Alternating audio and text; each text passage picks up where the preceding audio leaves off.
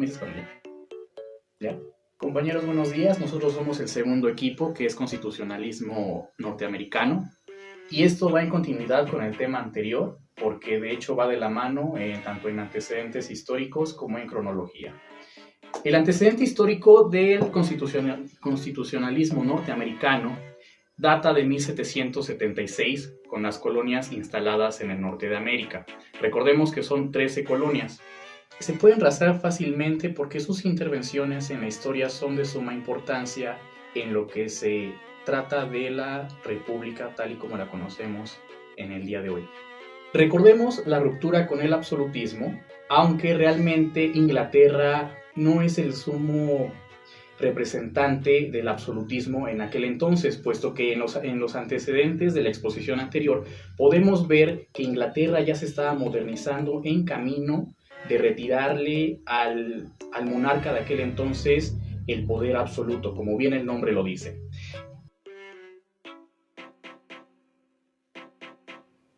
Por lo que la creación de estas colonias todavía involucró a la corona inglesa. El nombre de cada una de estas 13 colonias son las que actualmente se pueden identificar como algunos estados, que incluso son estados clave, como hoy lo estamos viendo en el contexto actual. Connecticut, New York, Pennsylvania, New Jersey, es que no sé ni qué escribir, Delaware. Cada una de estas colonias las podemos recordar fácilmente porque incluso en el día de hoy siguen siendo estados clave en lo que es la Unión Americana. Como si Estados Unidos recordara su pasado renombrando estados con el nombre de sus 13 colonias fundadoras. Entre estas tenemos a Massachusetts, New Hampshire, Rhode Island, Connecticut, New York, Pensilvania, New Jersey, Delaware, Maryland, Virginia, Carolina del Norte, Carolina del Sur y Georgia. Cada uno de estos estados intervino de forma igual en lo que fue la guerra de la independencia de lo que hoy es Norteamérica. ¿Por qué? Porque ellos se querían separar bajo el lema de que si no hay representación, tampoco hay tributación. ¿Esto qué quiere decir? Ellos seguían pagando tributo a la corona inglesa, sin embargo, no había alguien que los representara formalmente en el Parlamento inglés. Para ellos, obviamente, esto es algo totalmente contrario, porque nadie veía por sus garantías. Entonces, la colonia inglesa nada más servía como terreno de cultivo, también servía como tierra de tributación. Sin embargo, esto era un trato desigual considerado para la tierra fundada en estos nuevos territorios del tan poco y tan mayormente acrecentado Nuevo Mundo. Tras la Guerra de los 7 Años, que comprende de 1756 a 1763, se disputaron el control de las colonias en el Nuevo Mundo, lo que es conocido también como la Guerra Franco-Inglesa. ¿Esto qué quiere decir? El mismo nombre nos da la pista porque involucra a los reinos de Francia y de Inglaterra. Recordemos que Francia permanecía en el absolutismo, peleando ya por una república posteriormente en la historia, y Gran Bretaña ya se encontraba bastante modernizada según las nuevas intervenciones por las modificaciones y las promulgaciones de la Constitución. Hola, te amo.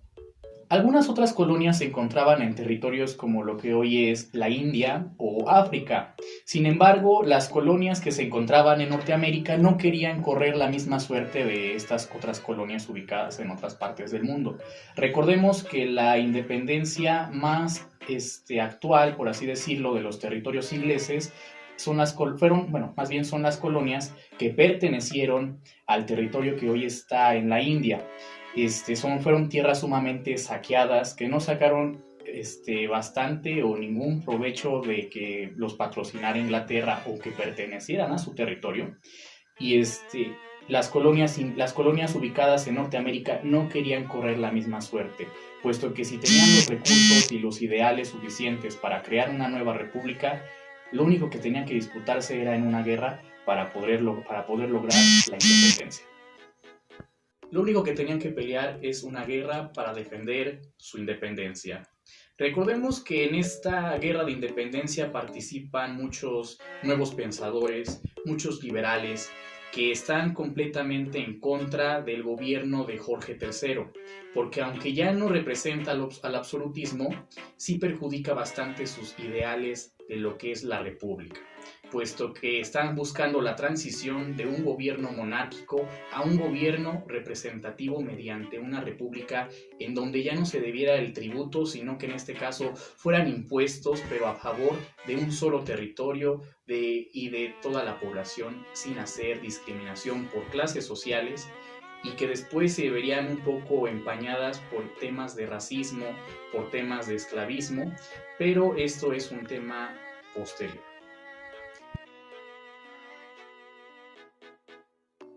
Aunque los recursos son vastos, recordemos que en un reino los recursos nunca serán ilimitados. Y en este caso me refiero a los recursos monetarios.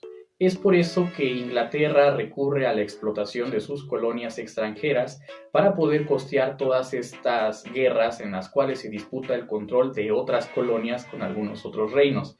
Esto significa mayor explotación para las colonias norteamericanas, lo cual crea un estado de desigualdad, un estado de enojo y de bastante complicación tanto política, económica, administrativa y fiscal. Aunque las colonias norteamericanas ya contaban con cierto nivel y cierto grado de autonomía, también tenían un sistema propio de gobierno. Recordemos, como ya muchas veces lo he reiterado, que la corona intervenía a conveniencia para beneficio del reino y especialmente de su capital, lo que conocemos como Londres. Simplemente que las colonias norteamericanas no querían caer en el conformismo y factores como la lejanía con la capital del reino, la representación y especialmente lo que buscaban era ese ideal republicano.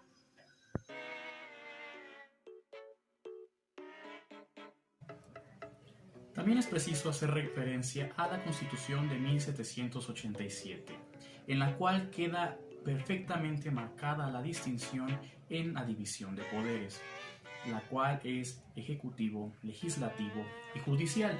También tenemos que recordar a sus primeros 7 artículos. El primero hace referencia hacia la división del Congreso en 2 partes. El segundo es sobre los poderes y las funciones de los presidentes. El tercer artículo es el poder judicial. El cuarto son los derechos de los estados parte de la nación, o en este caso de la República Nación.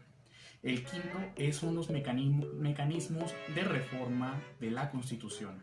El sexto artículo hace referencia a la Constitución como ley suprema. Y el séptimo son los mecanismos de su aprobación. También cuando se trata de temas de espiritualidad o de religiosidad en los Estados Unidos, se da algunas situaciones bastante curiosas.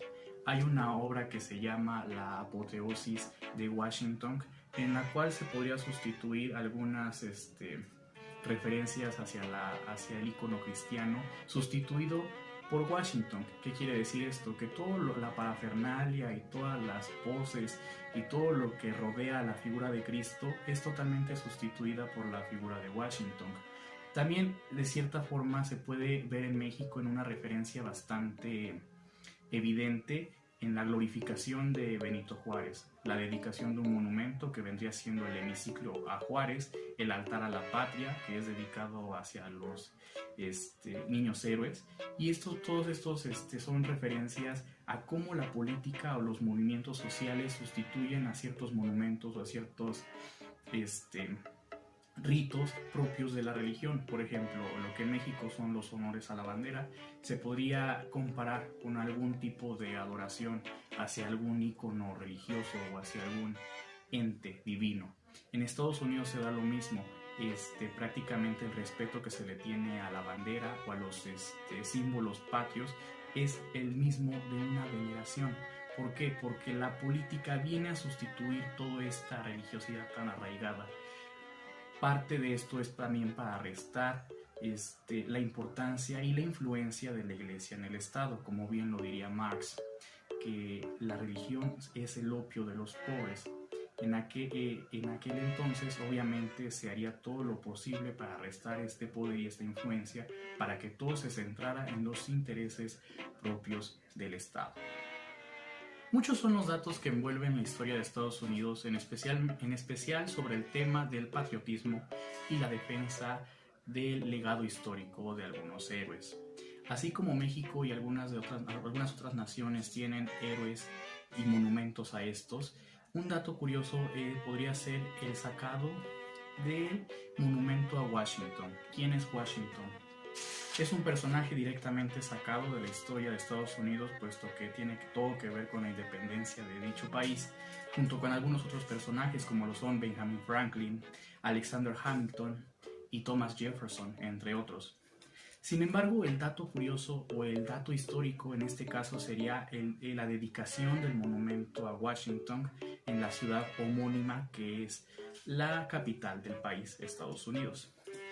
Se podría decir que Estados Unidos, al estar enemistado con algunos otros entes que ponían en duda la credibilidad del movimiento, se llegó a pelear con el Papa. En aquel entonces vendría siendo Pío IX, el cual mandó una piedra de mármol para la edificación, o más bien para la erección, de lo que es muy conocido el monumento a Washington, que es el obelisco que está en la capital del país. La piedra, dicha piedra fue tomada por algunos líderes del movimiento y fue destruida, y después de ser picoteada y deshecha, convertida en escombros, fue lanzado al río más cercano de la capital. Esto como una muestra bastante marcada de lo que podría ser la enemistad de la Iglesia con el Estado. Recordemos que Estados Unidos no es precisamente una nación que sea católica, sin embargo sí es bastante apegada a la religión. Y cuando se trata de temas religiosos, se puede hablar de Estados Unidos como un estado protestante, al principio anglicano, y posteriormente cristianizado, por así decirlo, por algunos entes, algunas pequeñas iglesias que para la católica son considerados movimientos sectarios.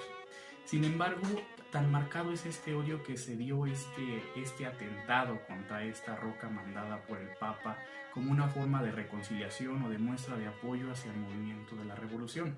Sin embargo, Estados Unidos, aunque sea un regalo, en aquel entonces o en aquel inicio de la historia, cualquier indicio que tuviese que ver con el Papa católico, que restaba importancia y poder a las naciones absolutistas de aquel entonces, era completamente destruido.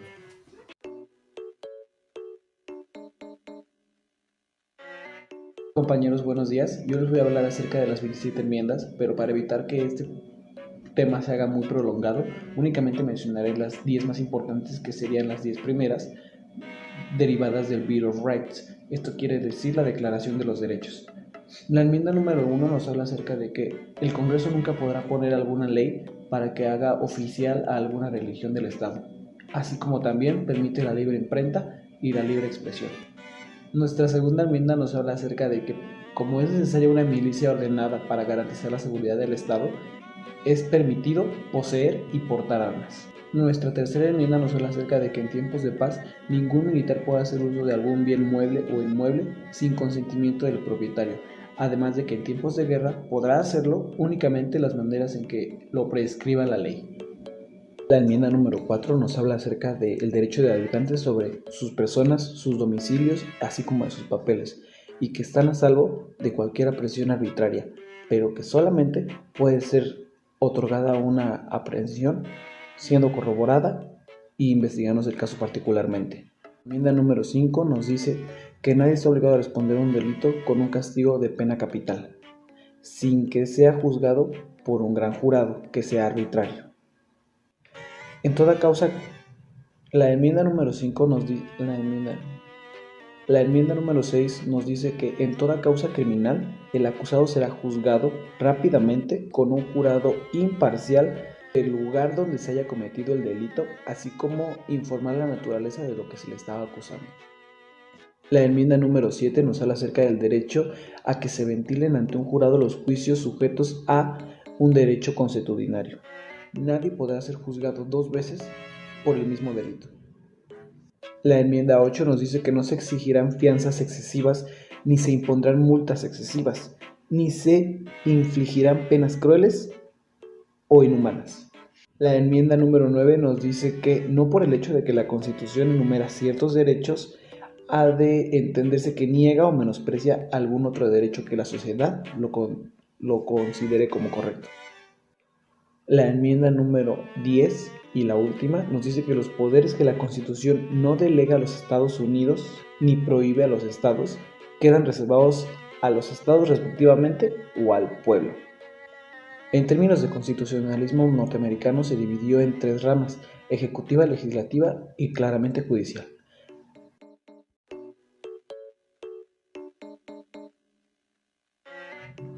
La rama legislativa está a cargo del Congreso. Tiene un carácter bicameral. Me refiero a que tiene 2 cámaras, integrado por la Cámara de Representantes y por la Cámara de Senados de la República, donde una sola cámara podría resultar un peligro para la autonomía de los estados. Se consideró oponer a la Cámara de Representantes una segunda cámara de que denominara la reflexión. La rama ejecutiva, como ya bien sabemos, está representada por un presidente, y las funciones que éste tiene en este constitucionalismo sería designar magistrados de la Corte Suprema y jueces de tribunales, sería designar a un gobernante de secretarios, ejercer como jefe de titular y vetar la legislación. Tiene para su ayuda a varios órganos, como lo puede ser un consejo de maestros o gabinete, compuesto por ministros y secretarios de Estado, una oficina de la Casa Blanca, los asesores que atribuyen básicamente un consejo.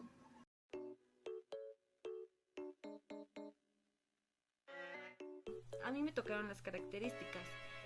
Como conocemos, este tema es muy amplio, va de la mano con el tema que vimos la clase pasada, y pues las características son muy constituyentes al tema. Entonces es una constitución por excelencia, es escrita y sintetizada y codificada en su parte orgánica y dogmática.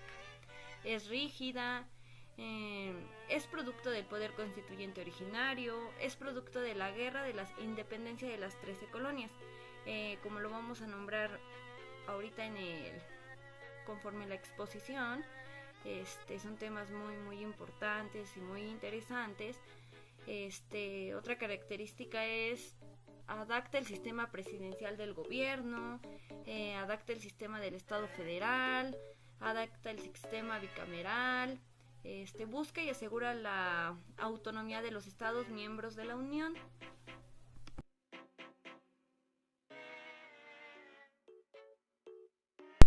Por consiguiente, en nuestra exposición explicaré una colonia que es la de Virginia, que forma parte de las 13 colonias que ya nombraron, que ya vimos.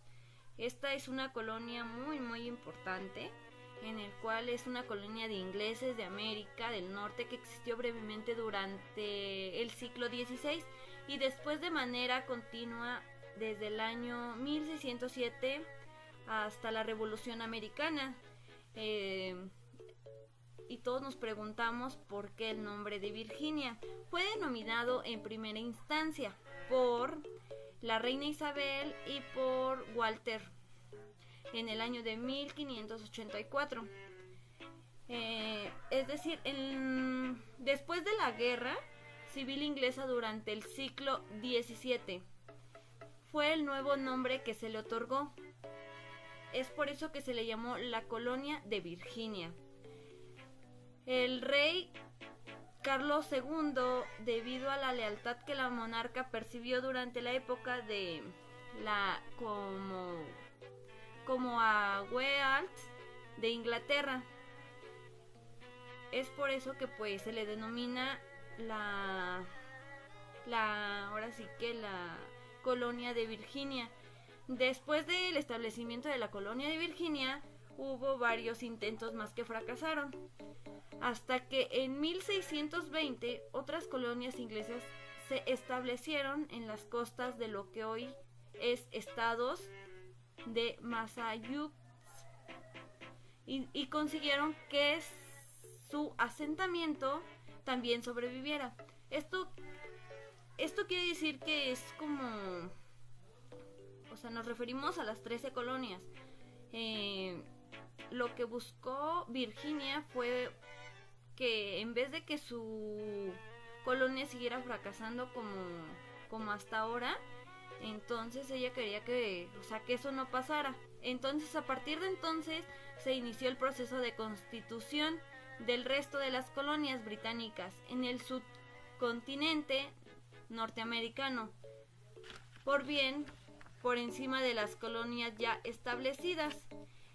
Por eso en el año de 1776 estas 13 colonias británicas declararon independencia y rompieron los lazos de lealtad que tenían únicamente con el monarca. Y nos preguntamos por qué. Porque ellos querían que sus colonias no fracasaran como la de Virginia. Entonces ellos querían una mejor solución, ¿no? O sea, que fuera mejor. Entonces, se podría decir que al norte quedaron los fieles a su monarca.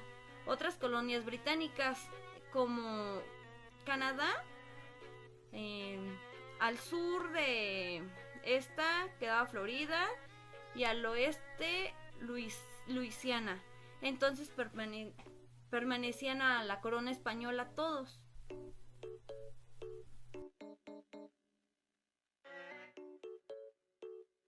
A continuación me toca exponer el tema de los Pilgrims, que es la figura norteamericana para justificar la colonización británica del continente.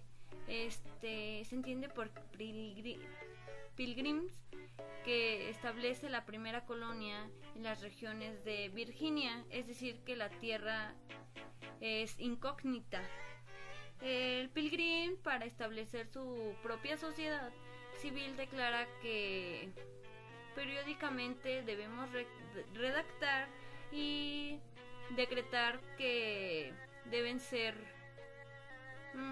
justas y equitativas todas las leyes, eso siempre, todas las leyes, las ordenanzas, los actos, las constituciones, que se van a constituir oficialmente como se considere más apropiado y conveniente para el bien general de todas y cada una de las colonias ya mencionadas en nuestro tema, y esas nunca las debemos olvidar. También los Pilgrims prometen que toda la debida sumisión y obediencia. Esto quiere decir que ellos prometen ante el pueblo, ante la gente, que ante todo las leyes van a ser sometidas y obedecidas por todos y por cada uno de ellos. Y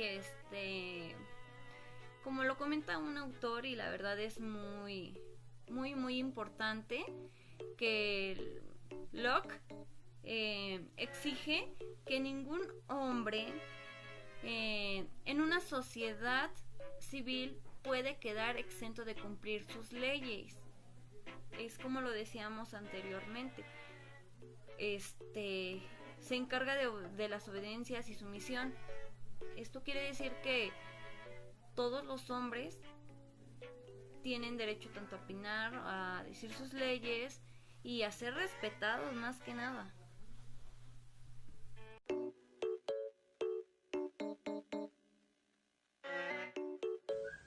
Hola, yo les voy a hablar sobre la Constitución norteamericana del 17 de septiembre de 1787. Al concluir la Guerra de Independencia, los representantes de las colonias se reunieron una vez más en el poder del Congreso Constituyente de 1787 en Filadelfia y elaboraron la primera constitución escrita y sistematizada del mundo, afirmando el régimen democrático representativo y dando vida al sistema federal. Esta constitución estuvo adecuada a la realidad del pueblo norteamericano. que se había iniciado desde la fundación de las colonias en la formación económica del colona, ya que no tenían vecinos como Francia y Canadá. Ellos no sienten la necesidad del patrocinio de la metrópoli. De otra, pretende el primer gozo de esta nueva expansión colonial aplicar parcialmente a las viejas colonias el régimen más severo establecido por las normas. Después de trabajar en Filadelfia, la convención elaboró por fin un breve documento que mostraba la organización del gobierno más complejo ideado hasta entonces, un gobierno supremo dentro de una esfera de acciones definidas y limitadas con claridad. Tendría plenos poderes para imponer, obtener fondos en préstamo, instituir derechos e impuestos al consumo uniforme, acuñar moneda, reglamentar el comercio interestatal, definir pesamedidas, otorgar patentes, entre otros. El principio de la separación de poderes ya había puesto a prueba en la mayoría de las constituciones de los estados y su solidez estaba demostrada. Por eso la convención estableció un sistema de gobierno formando por la rama legislativa, ejecutiva y judicial, separadas entre sí y cada uno sometido al freno de las otras dos. La convención había decidido que la Constitución tendría vigencia cuando fuera ratificada por convenciones en 9 de los 13 estados. En junio de 1788, los estados requeridos ya habían ratificado la Constitución, pero los grandes estados de Virginia y Nueva York aún no lo hacían. La mayoría de la gente sintió que sin el apoyo de estos dos estados, la Constitución jamás sería representada, pero finalmente 2 estados grandes ratificaron la Constitución. La Constitución se compone de un preámbulo, 7 artículos y 27 enmiendas. Establece un sistema federal que divide los poderes entre el gobierno nacional y los estados. Dispone también de un gobierno nacional equilibrado, repartiendo a la autoridad en 3 ramas independientes, que es el ejecutivo, legislativo y judicial. La rama ejecutiva hace cumplir la ley, está representada por el presidente. La rama legislativa elabora las leyes, representada por el Congreso, y la rama judicial las interpreta, y esta es representada por la Corte Suprema.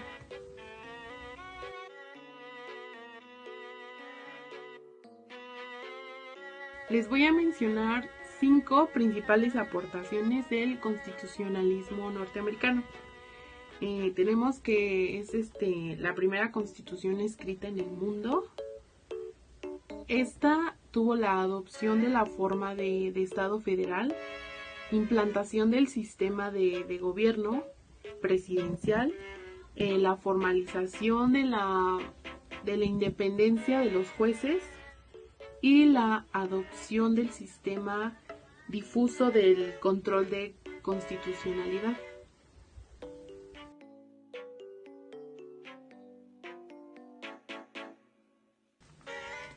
Ahora les voy a hablar sobre las 13 colonias.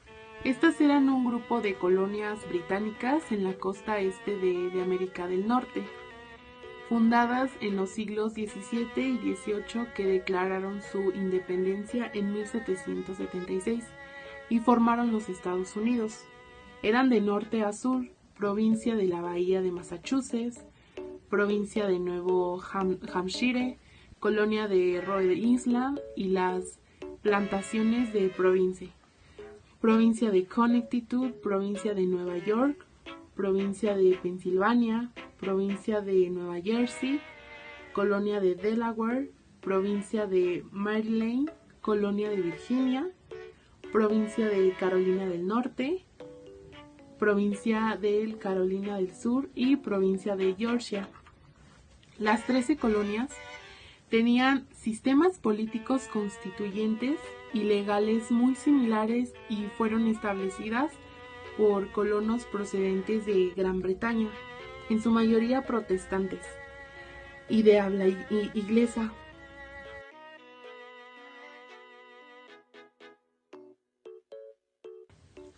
Muy bien, ahora siguen los primeros colonos republicanos. La Fundamental Orders of Connecticut, que son disposiciones, ordenanzas o preceptos fundamentales de Connecticut, fueron aprobadas el 14 de enero de 1638 por representantes de los Freemen de las ciudades de Windsor, Hartford y Wethersfield, reunidos en una asamblea general en la ciudad de Hartford. Estas ciudades habían sido establecidas por emigrantes procedentes de la colonia de Plymouth, donde inicialmente se habían asentaron los Pilgrims y de Massachusetts, de las que se habían ido marchando a partir de 1633 por discrepancias religiosas con los líderes puritarios que gobernaban allí. Parece ser que durante el primer año de los asentamientos no hubo ninguna forma de autoridad, ni formal, ni civil, ni militar, ni siquiera eclesiástica. Al haberse establecido los disidentes fuera del territorio concedido por el rey a Massachusetts en su carta y no teniendo ninguno de los asentamientos una carta propia que les sometiese a la jurisdicción real, los colonos se encontraron ante una situación de vacío, tanto legal como de autoridad, situación que por otra parte era ideal para una sociedad radicalmente puritana, que pretendía establecer un nuevo orden social y religioso, una ciudad asentada sobre un monte. Dicho orden tendría un cierto carácter democrático, pues la elección de los magistrados decía que se hará por todos los que estén admitidos como freemen y haya hecho el juramento de fidelidad y residan en esta jurisdicción, pero a la vez claramente teocráticamente, ya que a falta de leyes civiles necesarias se regirían según la regla de la palabra de Dios. Tampoco esperaban a cambio de esa fidelidad ninguna protección de aquel monarca, pues el pragmatismo más elemental los demostraba que en sus circunstancias esa protección ninguna llegaría, o si lo hiciera, ninguna llegaría a tiempo, y de esa forma esperaban la protección de ellos mismos a través del cumplimiento de sus leyes.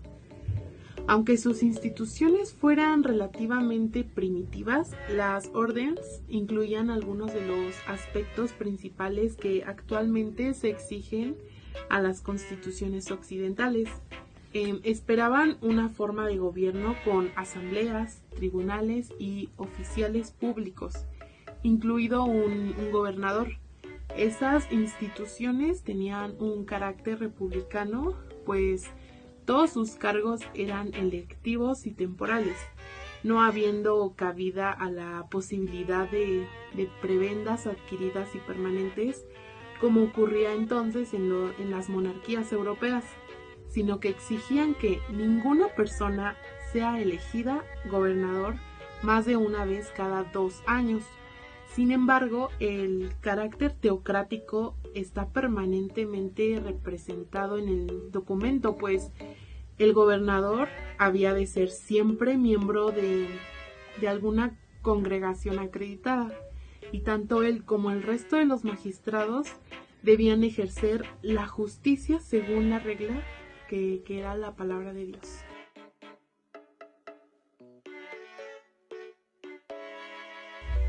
Ahora les voy a platicar un poco sobre la rama judicial. Esta es responsable de juzgar los casos jurídicos que impugnen los actos del Congreso o requieren interpretación de estos.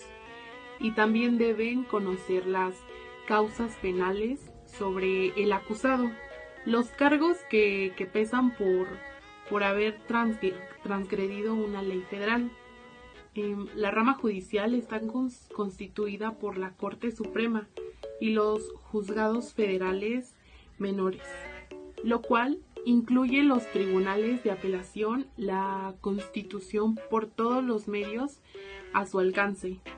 Intenta preservar la independencia de las Cortes.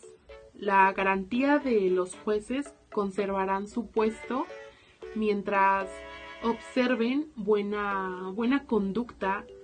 Esto significa que mientras no sean impugnadas o convictadas, podrán conservar sus cargos en forma vitalicia. Esto protege a los jueces durante toda su vida de cualquier amenaza de destitución que pudiera hacerles el presidente que designó o cualquier otro presidente. La disposición de que el sueldo del juez no puede ser reducido, protegiendo al magistrado de las presiones del Congreso, entre otras condiciones. También podrán obligar al juez a admitir ante la amenaza de asignarle un salario excesivamente bajo.